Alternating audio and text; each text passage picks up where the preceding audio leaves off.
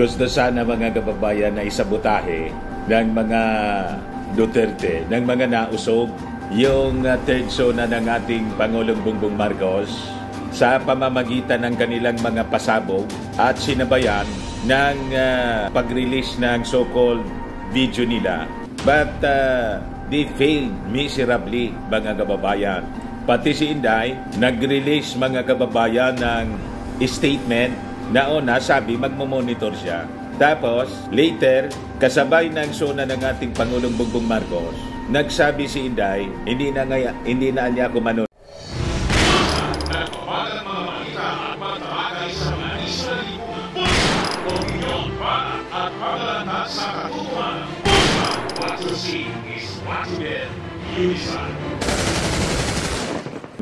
At pumunta ng Romblon na Kilamay. Tingin natin, ang lahat ng to na mga statements nila, yung intention mga kababayan is to sabotage the third zona ng ating Pangulong Bongbong Marcos para yung attention sa kanila. Walang nangyari ba? They failed miserably mga kababayan sa kanilang intensyon na isabotahe yung third zona ng ating Pangulong Bongbong Marcos. Standing ovation po. Matindi yung palakpakan sa ating Pangulong Bongbong Marcos. Napatayo, maging yung mga dihawan. Pati si Risa Ontiveros po, nang i-announce ng ating Pangulong Bongbong Marcos na effective today niya, all Pogos are banned. Standing ovation po. Una, tumayo yung mga congressmen at senators at lahat ng mga nandun sa plenary hall ng Congress. Yung statement ng ating Pangulong Bongbong Marcos na niya yung West Philippine Sea, atin ito, hindi natin na niya ito inimbento, kundi talagang atin ito. Standing ovation po yung mga tao. Palakpakan po, masigabong palakpakan. Tapos yung pangalawa yung pugo. Ayan po, mga kababayan, PBBM gets to standing ovation, 125 rounds of applause in third zona. Diba, mga kababayan? President Marcos received to standing ovation in 125 rounds of applause during his third State of the Nation address or SONA at the Batasan Pambansa Complex on Monday, where he declared the country's rights in the contested West Philippine Sea and banned the operations of Philippine offshore gaming operators or POGOs. Pati si Risa Ontiveros po at lahat ng mga dilawan napatayo.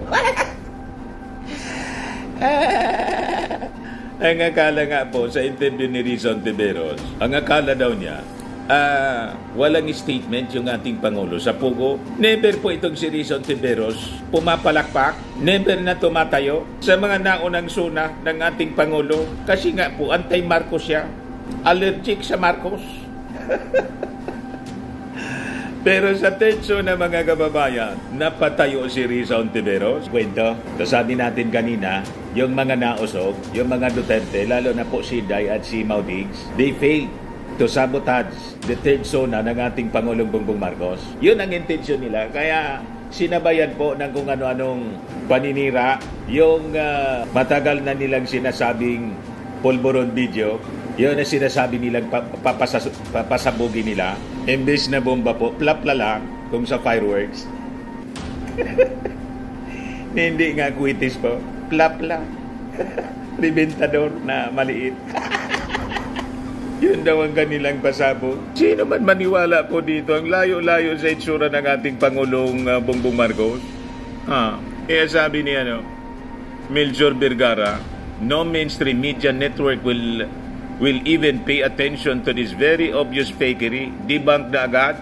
Hindi man po pinansin ng mainstream media. May nagtanong-tanong din, pa isa-isa. Kasi pag pinatulan po ng mainstream, yung sinasabing video, pagtatawanan sila, ang layo-layo po. Mga kababayan, milya-milya ang layo sa itsura. Sa tainga pa lang, sabi nga ni DILG Secretary Benor Abalos, kaya pag-aabulin sila ngayon ng DND, saka ng DILG, yung DILG mga kababayan, bumuo na po ng Special Task Force para habulin po itong mga nagpapakalat po ng fake news, fake videos, at yung DND ng destabilization po. Pero just the same, yung sona ng ating Pangulong Bongbong Marcos, hindi po naapektuhan ng mga sinasabi nilang pasabog na naging plapla lang. Standing ovation po. Pagpasok sa inyo yung full story ng balitang yan, click subscribe muna dito sa ating YouTube channel and hit the notification bell para lagi po kayong updated sa mga kaganapan dito sa ating bansa. Like and share na rin po ninyo ang ating video. At huwag na rin po ninyo na skip yung ating mga commercial ads para tuloy-tuloy lang ang pag-unlad ng Bagong Pilipinas. Sa mga nagana po ng malinis and spacious fitness gym, pumunta lang po kayo sa aming Colossal Fitness Gym. We also offer Grab Car Rental with our brand new 2023 model ng Toyota Innova. We also accept booking for those who are planning to travel via PAL, Cebu Pacific, and other airline companies, local and international, and bills payment for Meralco Bills, Aleco Bills, PLDT, etc. Ang Colossal Fitness Gym is located at 3rd floor Security Bank Building, Lanco Business Park, Legazpi City, Albay. For inquiries, look for Gilon Maravillas, contact number 0966-802-0949. Yan po yung aming Innova. Lagi na pong matao sa amin.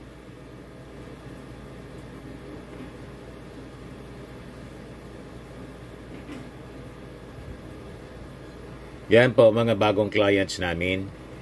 Napakaganda at colorful at napakalinis ng aming gym po. Pati mga foreigners po pumupunta sa amin, mga British tourist po sila dito sa Legazpi. Na-set up na rin po yung aming mga brand new gym equipment.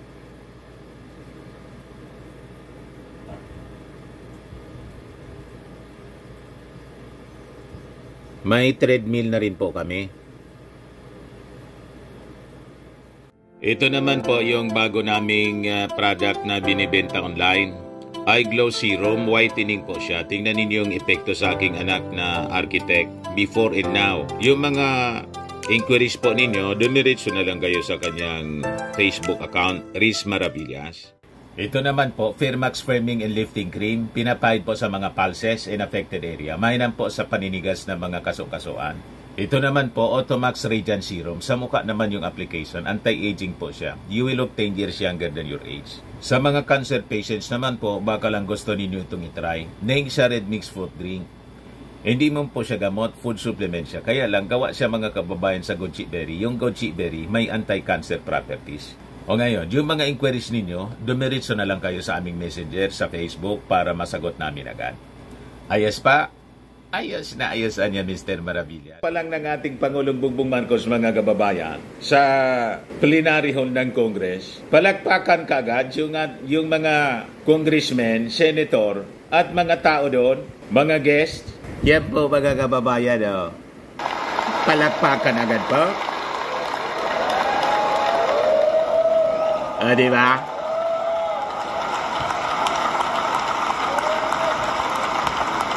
Ayan, si dating Pangulong Erap. Thank you. Allow me to greet the former presidents who are with us here today. President Joseph Ejercito Estrada and President Gloria Macapagal Arroyo. Diba, mga kababayan? Ngayon, ibigay ko sa inyo yung highlights. Ito, mga kababayan, yung zona highlights ng ating Pangulong Bongbong. Government unrelenting to ensure food security. Pagbawal na po sa Pogo, lahat ng Pogo. Free Wi-Fi program benefits, 10 million unique user devices. PBBM highlights Philippine anti-corruption program at par with global practices during SUNA. Philippine in the midst of railway renaissance, sabi po ng Pangulo. PBBM reports 3 trillion green lane certified. New investment projects across multiple sectors. PBBM says WPS, not a myth, vows to continue, asserts Philippine rights interest. Ito po yung nag-standing ovation po. Unang tumayo at nagbigay ng masigabong palakpakan yung audience niya. Then yung last, mga kababayan, last part na, yung pagbawal niya sa lahat ng pugo dito sa ating bansa. PBBM vows improve healthcare services for cancer patients. PBBM touts 12,000 kilometer roads, over 1,200 bridges across the country. Tingnan ninyo, ang dami niyang nagawa sa 2 years niyang pamamahala, mga kababayan. Landmarks investments sa Barn, sa Mindanao po. Irrigation, farm-to-market roads projects na makakatulong sa Philippine agri-sector. Sabi diyan, PBBM asserts diplomatic means in settling disputes, vows intergenerational mandate on the West Philippine Sea. Basagan niya, Mr. Maravillas, yung pinapakalat ng mga taga-nausog na gusto nating makipaghira. Basag na basag po. Lahat po, sabi ng ating Pangulong Bongbong Marcos, dadaanin sa diplomatikong pamamaraan. Wala pong katotohanan ang mga sinasabi ng mga nausog na kinakaladkad ng ating Pangulo ang ating bansa sa gira. Kaya po, masamang-masama yung loob nila kasi pumalya sila na isabotahe yung suna ng ating Pangulong Bongbong. Pilit nilang sinasabotahe kahapon. Wala Walang maniwala sa inyo Binigyan ng ating Pangulo ng malaking honor yung ating mga OFW sa third zona. Nandiyan ang kanyang supports, health enhancing sports programs to address mental illness. Pinopost niya yung wage increase, benefits for private workers. Kaya po, kahit yung mga rallies ng mga militants po, wala hindi pinansin ng publiko. Ayan po, kasi yung mga sinasabi nila, yung mga demands nila po, ina-address ng ating Pangulong Bongbong Marcos. Ayan po yung protest rallies along Commonwealth Avenue sa Quezon City. Sabi ng mga ating mga kapulisan, naging tahimik na rin po. Peaceful yung rally. So inayaan lang ng ating mga kapulisan na maipaabot po yung kanilang mga saloobin. Parte ng demokrasya Di ba? Kaya yung sinasabi po ni Maudigs na sinisikil yung freedom of expression, freedom of the press, wala pong katotohanan. Sila nga po, buwelo sila sa paninira sa ating Pangulong Bongbong Marcos. Tama po mga kababayan? Wala mang maniwala sa kanila ngayon. Nasa minority na sila mga kababayan. Tapos, in-highlights pa ng ating Pangulo yung bloodless anti-illegal drugs strategy that nets biggest drug haul in Philippine history. So pwede pala mga kababayan na walang ejiki-ejiki, tukang-tukang. Pwede palang labanan yung paglaganap ng droga sa ating bansa. Tama pa? Malayo sa strategy ng previous administration po. Kaya sabi ng ating Pangulo, extermination niya was never part of drug war strategy. Then 420,000 families graduated from 4Ps. Ibig sabihin, gumaan na yung kanila pong pamumuhay, kaya nag-graduate na po. Hindi na nila kailangan yung support ng ating gobyerno. Pero makikita ninyo, yung pag-ikot ng ating Pangulong Bongbong Marcos, walang tigil po siya sa pamimigay ng ayuda sa ating mga mahihirap na pamilya. The fishermen, the farmers, and poor families. So, government working to protect communities from La Nina. Government offer advantage learning systems technologies. PBBM salutes Coast Guard, Armed Forces, and fisherfolk for fortitude and sacrifices sa West Philippine Sea. Tapos yung Luzon, Visayas, Mindanao, Los Biminda Power Grid successfully connected. Then almost 2.5 million Filipinos lifted from poverty, sabi ng ating Pangulo. Yung mga sinasabing mas dumami yung nagugutom. Sabi sa survey, perception man lang po nila. Pero sa data po ng ating gobyerno, nabawasan na po yung mga mahihirap. Malamang yung natanong po, mga minions lang ni Maudigs, mga DDA siguro po. Pero yung data galing sa gobyerno nagsasabi, nabawasan na po yung mga mahihirap. PBBM challenges Angara, si bagong DepEd Secretary Angara, to ensure learning recovery amid education crisis. PBBM vows mobile clinic for every province. Yung nakita natin nung pumunta tayo mga kababayan sa Palasyo Malacanang na invite, sa concert sa palasyo. Ayun, makita ninyo yung mga mobile clinic, mga minibus. Ang objective ng ating Pangulo, bawat province po ay mabigyan ng mobile clinic. Investment pledges to create over 200,000 jobs. Consultation mechanism between national government tapos yung BARN assured by our President. PBBM vows to elevate, expand one town, one product para ma-promote po yung ating Philippine tourism. PBBM wants IT developments to be at par with the Philippines' economic aspirations. Government to continue anti-poverty initiatives, stabilize rice prices, sabi po ng ating Pangulo. PPP significant approach to Philippine infra development.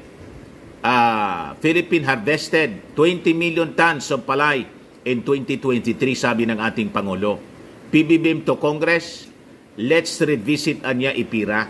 So sabi ng ating Pangulong Bongbong Marcos, last year anya 2023, nakapag-produce tayo ng 20 million tons ng palay. Pinakang malaki po ito as compared sa mga nakaraang administrasyon. Since 1987 yata, kung hindi nagkakamali yung aking pagkadinig, mga kababayan sa ating Pangulo. In other words, effective yung ating programa sa agrikultura na ini-implement po ng ating Pangulong Bongbong. Kailang siyempre, yung ating populasyon, patuloy pong tumataas yung ating populasyon, yung kumukonsumo ng pagkain. So, importante po na we produce more. At ito yung tinututukan, agrikultura ng ating Pangulong Bongbong.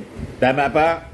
O ngayon, pakinggan natin yung porsyon ng sona ng ating Pangulong Bongbong. Mahigit 420,000 pamilya ang nag-graduate sa programa.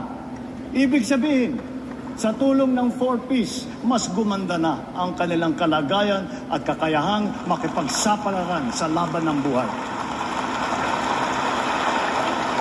Sa katunayan, mahigit 4,000 graduate ng 4Ps ay nasa hanay na ngayon ng mga lisensyadong guro.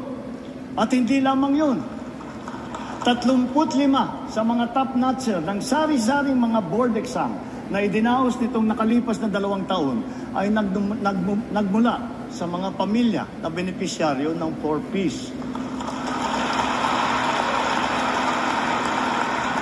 Ilan sa kanila ay si Teacher Kane Jevy Cervantes ng Davao Oriental na nakakuha ng number 1 sa licensure examination for professional teachers. Isa rin si Engineer Alexis Aligado na nanguna sa Civil Engineering Board exam noong Abril ng nakalipas na taon. Ayos na ayos po, mga kababayan. The birth of Apolinario Mabini, we cap off the National Disability Rights Week. Our PWDs can rest assured of government's effective implementation of beneficial policies and programs that will guarantee equitable opportunities, special interventions, and incentives for them. Mula nang pumasok ang administrasyong ito, nagsimula na ang mga programang pangkabuhayan na nakalaan para sa ating mga PWD. Sa susunod na taon, ilulunsad naman ng PhilHealth ang benepisyo nito para sa mga batang may kapansanan.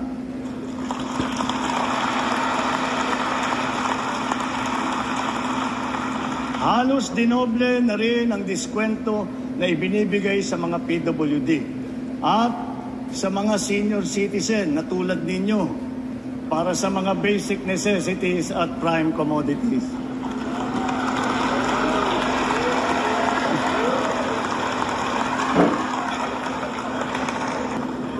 O, di ba? Natuwa sila. Sa lahat ng mga ginagawa natin ito, katuwang natin palagi ang pribadong sektor, lalo na sa mahalagang bagay ng trabaho at pasahod. With tripartite consensus, minimum wage levels have been increased in various sectors in all regions, including the BARM, for workers and private establishments. Makakapagdulot ito ng ginhawa sa mahigit 4 na milyong mga kababayan na natin at ng kanilang mga pamilya. Para naman sa ating mga kawani ng gobyerno, mayroon silang maaasahang medical allowance bilang karagdagang benepisyo sa susunod na taon.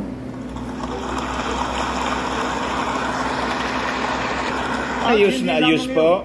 Yung napipintong aumento sa sweldo na makukuha nila sa 4 na tranche. Naglaan na po tayo ng pondo para dito simula sa taong ito at sa mga susunod na taon. Furthermore, may increase sa sweldo po. Furthermore, we have extended the services of our job order and contract of service personnel working in government. This will also afford them ample opportunity to work on their civil service eligibilities while gaining additional relevant experience and training to upgrade their employment qualifications.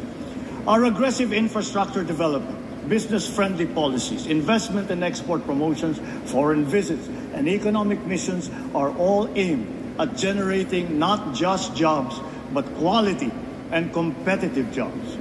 The number of investment pledges have already commenced, with many more at various stages of development. Sa bilang natin, bukod sa malalaking kita para sa bansa, makakalikha ang mga ito ng mahigit 200 at 2,000 trabaho para sa ating mga kababayan. O, di ba? Rally kayo ng rally.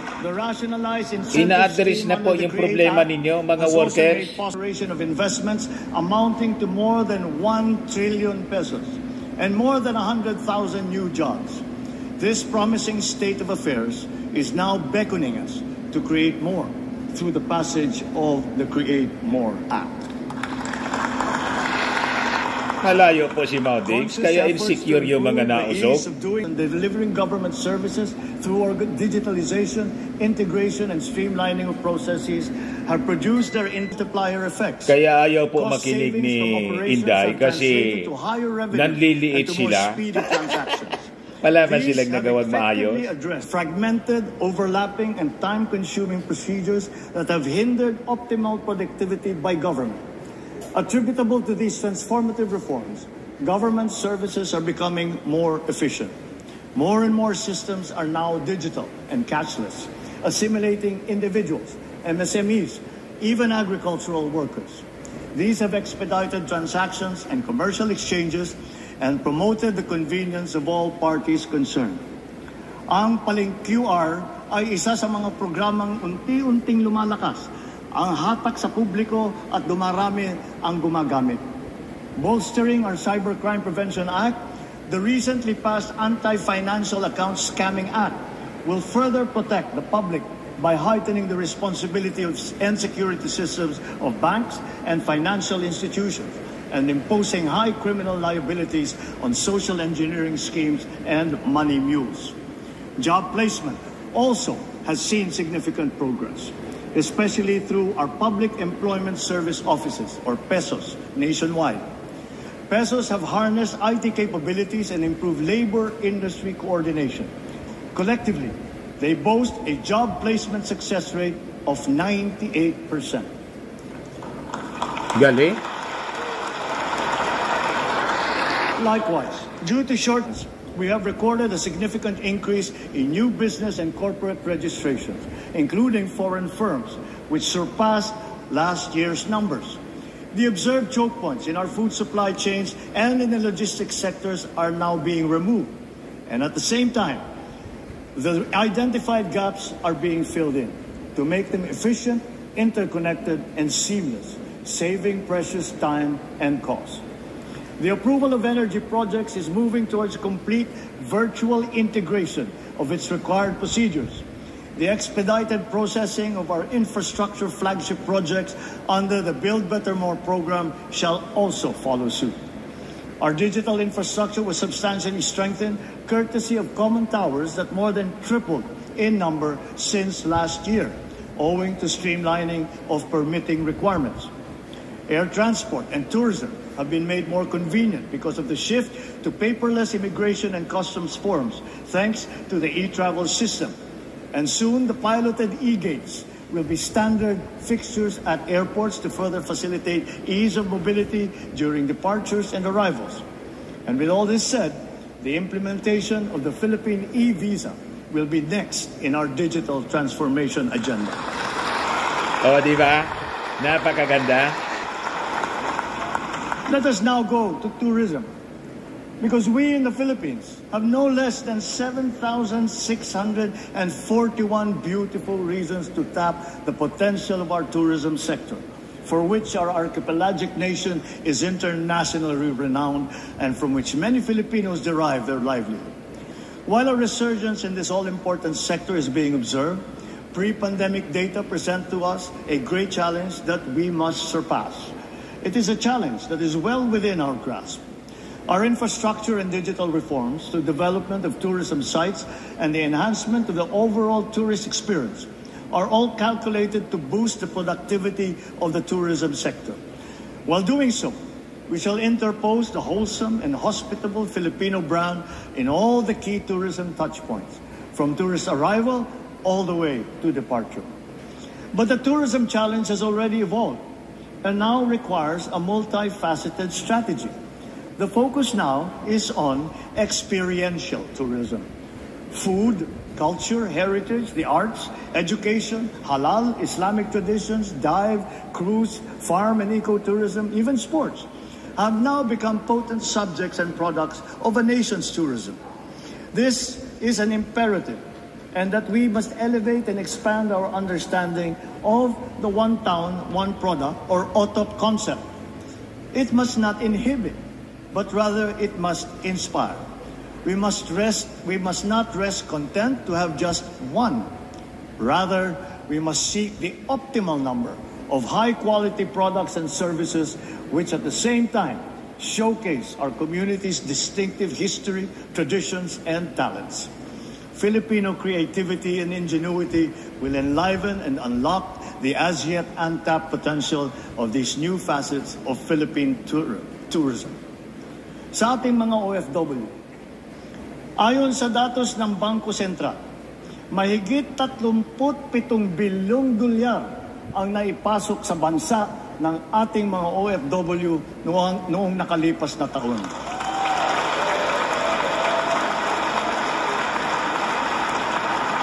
Sadyang napakalaking tulong nito sa ating bumabangon na ekonomiya. Kaya hindi lamang pasasalamat, kundi parangal ang ating ipinapaabot sa lahat ng ating mga OFW. Kaya kayo mga OFW, huwag kayong nakikinig doon sa OFW sige panira po na vlogger sa Amerika na nagpapakalat ng fake video. Mahal na mahal kayo ng ating Pangulo.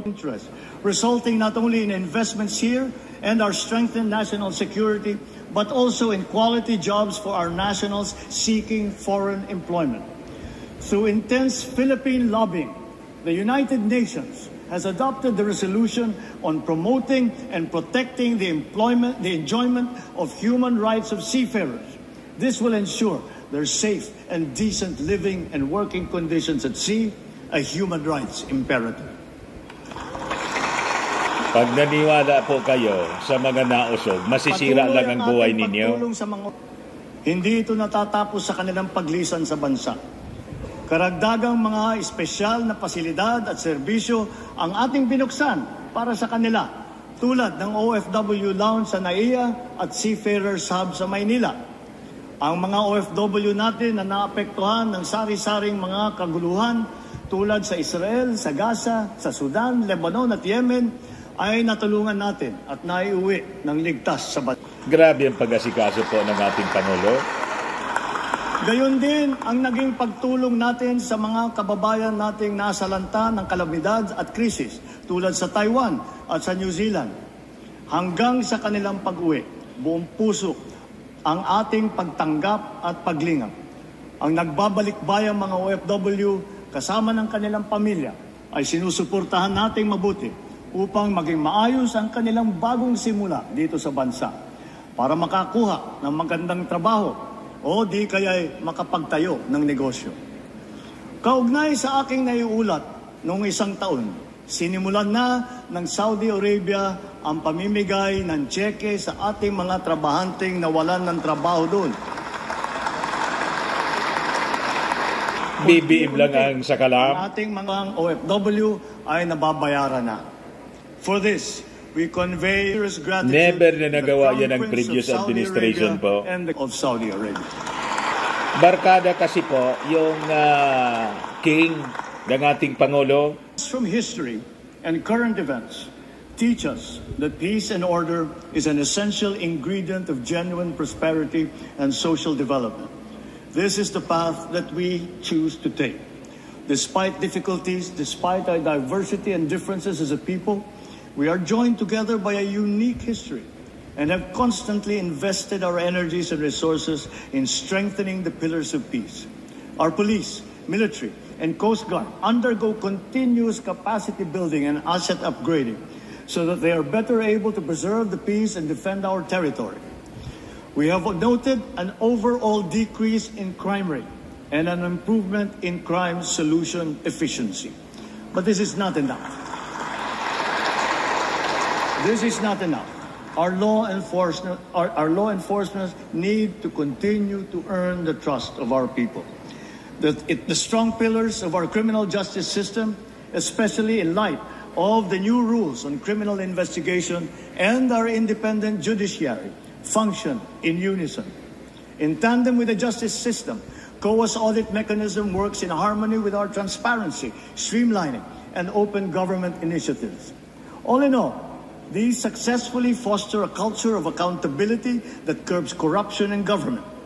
With the newly enacted Republic Act number 12009 that I signed just last Saturday, government procurement will be modern and innovative, more streamlined and efficient, and truly at par with global best practices.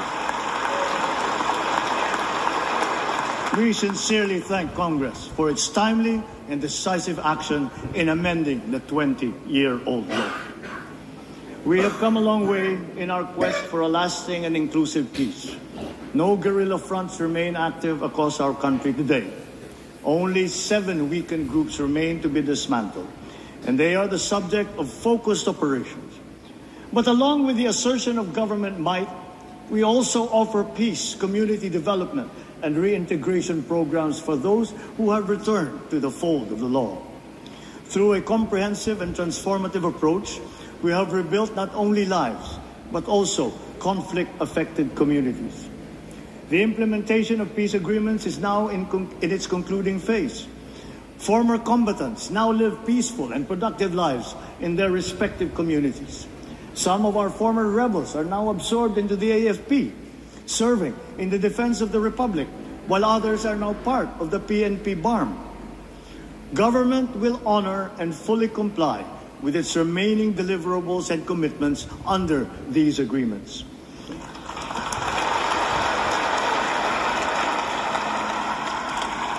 In November last year, we signed proclamations granting amnesty to former rebels. A month later, and then in June of this year, the House of Representatives and the Senate issued their respective resolutions concurring with these amnesty proclamations. That Congress is one with us is a testament to the whole nation's sincere desire for peace. In such a short period, the BARM has established a strong foundation for its progressive autonomous social development. Investments continue to pour into the BARM. Last year, investments in the region increased by 140% year on year. Peace and order situation, good governance, not to mention hopes and confidence amongst its people, all contribute to the reasons why BARM's poverty index has significantly decreased since 2018. In Marawi, kita ninyo yung mga rebuilding Muslim. In Marawi, the rehabilitation and rebuilding continue under the supervision now of the Office of the President.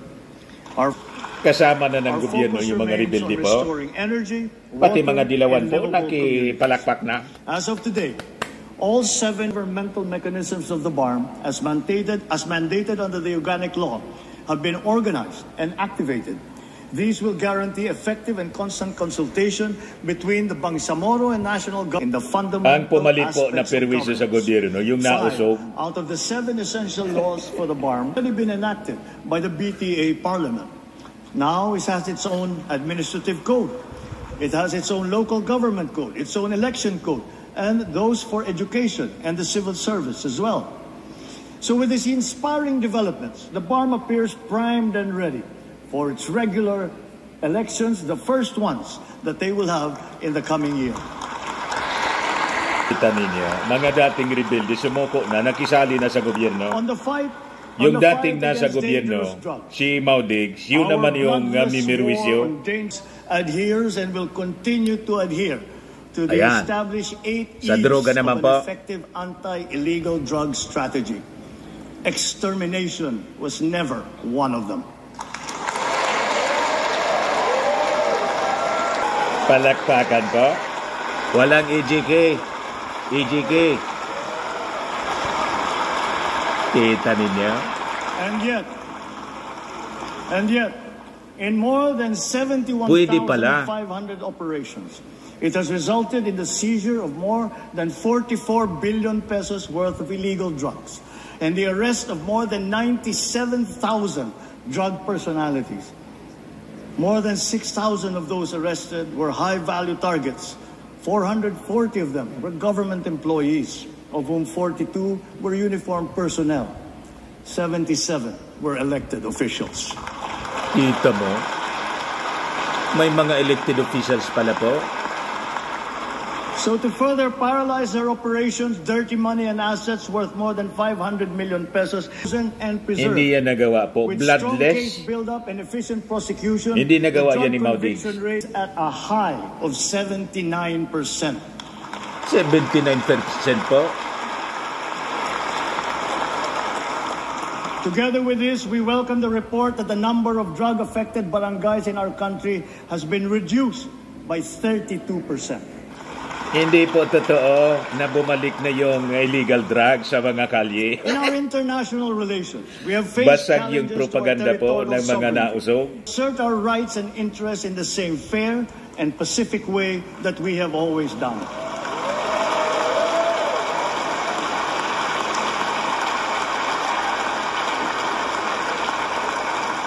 Proper diplomatic channels and mechanisms under the rules-based international order remain the only acceptable means of settling disputes. Peace and community building will always be our clarion call, especially when the country serves as chair and the host of ASEAN Summit in 2026. We continuously try to find ways to de-escalate tension in contested areas with our counterparts. Hindi po tayo magkikipagira. I know that our neighbors too are doing their best to make this work. The Philippines cannot yield. The Philippines cannot waver. Pero hindi po tayo susuko, di natin isusuko yung ating rights sa West Philippine Sea. We are now more conscious as a people and strategic in heightening our aerial and maritime domain awareness. We are continuing to strengthen our defensive posture, both through developing self-reliance and through partnerships with like-minded states. Ang West Philippine Sea ay hindi katang-isip natin lamang. Yes. Ito ay atin. Ito ay atin. Standing ovation na po. Tayo sila na. O, kita ninyo. Palakpakan. Hindi katang-isip, ito'y atin.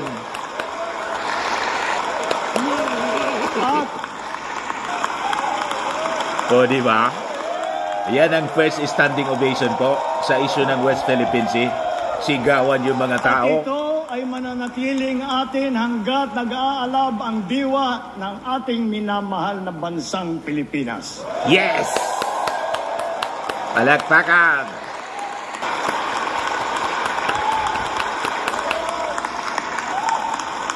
Pagtitibayin at palalaguin natin ang kamalayan at kaalaman ng buong bansa at titiyakin na maipapasa natin ito sa kabataan at ating susunod na mga salinlahi.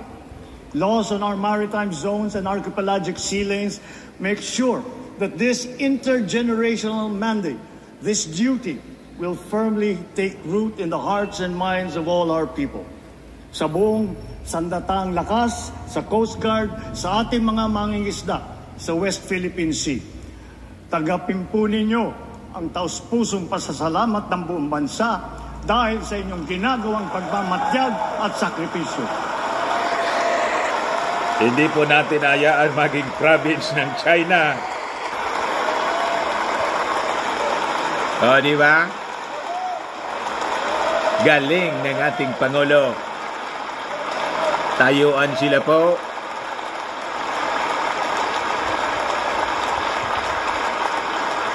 Halos mangiyak-iyak nito mga kababayan yung mga nausog. Let us now turn to our economic status and our prospects. In spite of headwinds that we have faced, we have stayed the course. The country exhibits healthy signs of post-pandemic resilience comparable to strong economies in our region. Our poverty rate has significantly dropped to 15.5%, down from 18% in 2021. Nabawasan na po yung mahirap. Figure lower than the pre-pandemic level of 16.7% Fake news po yung mga nausog. 2018. Yan po ang data. Ay halos 2.5 milyong Pilipino ang naiangat natin mula sa kahirapan. Anong sinasabi ninyo na lalong naghirap yung ating bansa? Nabawas pa 1,700,000 ang bilang ng mga Pilipinong walang sapat na pambili ng pagkain. Patuloy natin pagsisikapan na marami pa tayong may aahon mula sa kahirapan. You see? To sustain the country's economic gains, we are promoting investment-led growth. We have set in motion policies and programs to create an environment conducive for business to thrive, like reforms in the capital market, implementation mali of po yung perception na based sa survey ng bad weather station, bad social weather station, na dumami yung nagugutom. Across the sectors of energy, digital infrastructure, food security, and manufacturing. Perception lang po yon. At yung sinurvey nila, 1,200 lang. Tax and non-tax revenue collection has also more efficient in pace with our rejuvenated economy. Notably, for the past 2 years, our GOCCs have remitted dividends to the national government with a combined tally exceeding their contributions in 2022.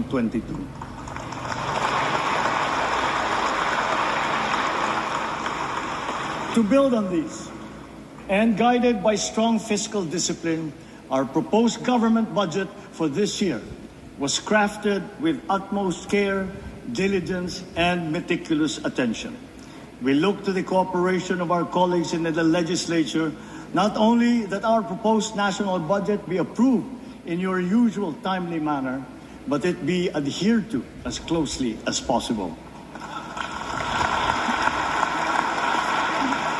We expect all agencies to ensure sa galing po ng ating Pangulo mag-speech pa, malayo na impactful programs. Di ba? Sa lahat ng ginagawa natin ito at mga gagawin pa, mataas ang aking kumpiyansa na malalampasan din natin ang hamon ng ating pinagdadaanan. Dahil ito ang pangunahing hinaing ng taong bayan. Hindi tayo titigil sa paglalaban sa kahirapan at sa paghahanap ng lunas upang maibalik sa normal ang presyo ng bilihin. Yan. Ang bigas. At ngayon po, naririnig po namin ang malakas na sigaw ng taong bayan laban sa mga pogo. Yes, ito na po. Disguising as legitimate entities, their operations have ventured into illicit areas furthest from gaming, such as financial scamming, money laundering, prostitution, human trafficking, kidnapping, brutal torture, even murder. The grave abuse and disrespect to our system of laws must stop. Kailangan nang itigil ang panggulo nito sa ating lipunan at paglalakastangan sa ating bansa. Yes! Yan na po, mga kababayan. Masigabong palakpakan. Di ba? Mga kababayan, pati yung mga dilawan napatayo. Pati si Risa Ontiveros po. Effective today, all pogos are banned. Kita ninyo? Banned na yung pogo ng mga nausog. Tapos yung source nila, ng pondo sa mga rally.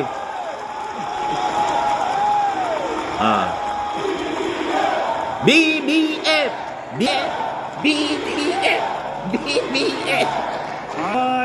I hereby instruct PAGCOR to wind down and cease the operations of POGOs by the end of the year. Ayos! The DOLE, in coordination with our economic managers, shall use the time between now and then to find new jobs for our countrymen who will be displaced. Tuwang-tuwa yung lahat po, mga kababayan.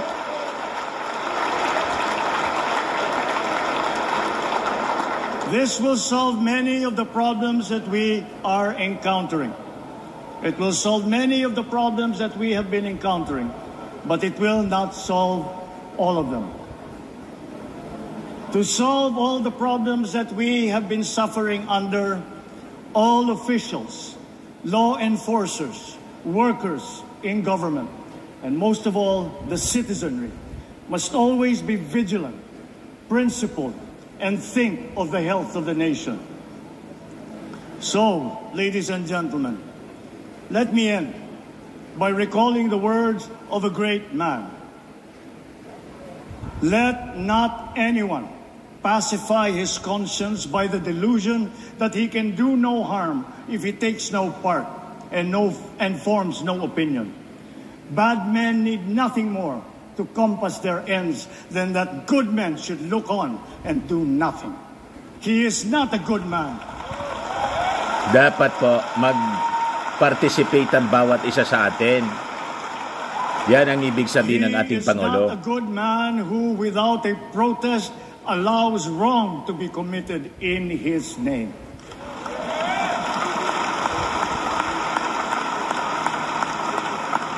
Mga minamahal kong kababayan, lagi po nating labanan ang mali at ang masama.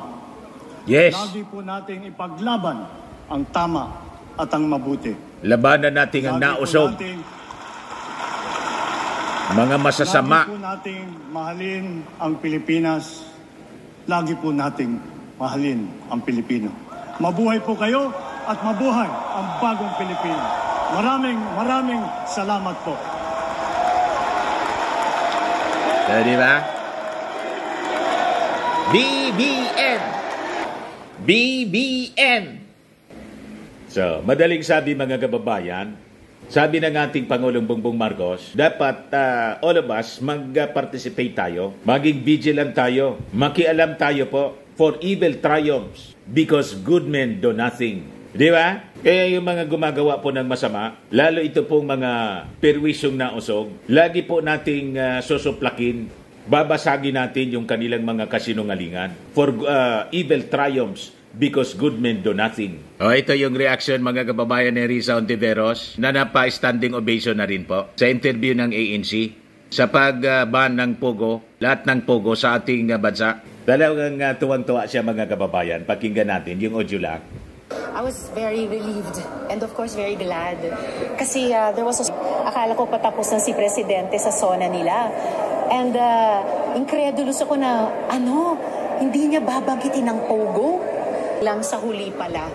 Diba? Niya yung banning ng Pogos effective today, winding down ng Pogo operations hanggang katapusan ng taon at paghahanap ng alternatibong hanap buhay, disenteng trabaho Tuwang-tuwa po.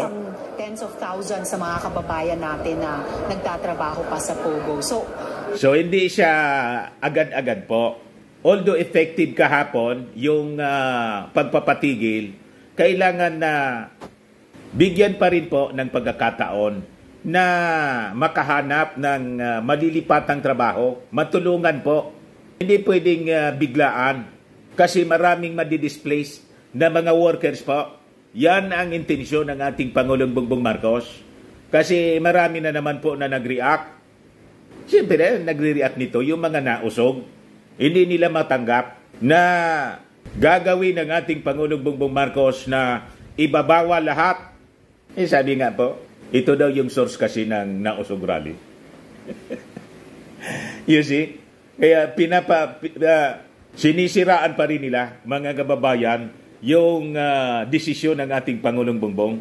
Malaking tagumpay ngayong araw sa mga babae at bata na nagsumbaban sa Pogo, tagumpay sa mga whistleblowers na nagsumbong, tagumpay sa over the months dumaraming mga government agencies na nakipagtulungan sa amin tulad ng PAOK, yung NBI at iba pa. And I think tagumpay sa lahat nating mga Pilipino na mga kababayan, mga netizens na talagang sumubaybay dito at talagang idinagdag ang kanilang mga boses na ayaw na natin sa Pogo. Huwag nating kalimutan yung mga government officials na nagsalita na rin itong nakaraang mga linggo, ang Finance Secretary, ang NEDA Director General, pati yung mga business organizations na nagsalita laban sa Pogo. So, malaking tagumpay po para sa ating lahat ngayong araw.